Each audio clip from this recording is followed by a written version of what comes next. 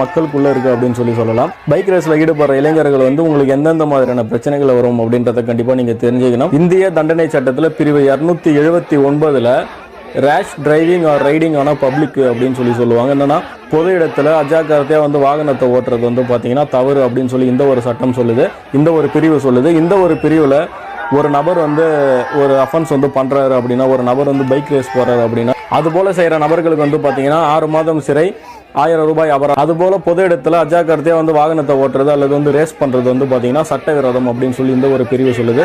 அது போல பண்ற நபர்களுக்கு 6 மாதம் ஜெயிலும் 1000 ரூபாய் வந்து ஃபைனும் வந்து பண்றதுக்கான வாய்ப்பு இருக்கு. மோட்டார் வாகன சட்டம் பிரிவு 184ல இது மாதிரி அஜாக்கிரதையா வாகனம் ஓட்டுறதுக்கும் ரேஷா வந்து வாகனம் ஓட்டிட்டு போறது, ஒரு பப்ளிக் வந்து டிஸ்டர்ப் பண்ற மாதிரி வந்து வாகனம் ஓட்டிட்டு போறது எல்லாமே வந்து பாத்தீங்கன்னா சட்டவிரோதம் அப்படின்னு சொல்றாங்க. அப்படி செய்யற நபர்களுக்கு இந்த பிரிவு 184 மோட்டார் வாகன சட்டப்படி வந்து பாத்தீங்கன்னா 1 வருடம் வரைக்கும் சிறை தண்டனை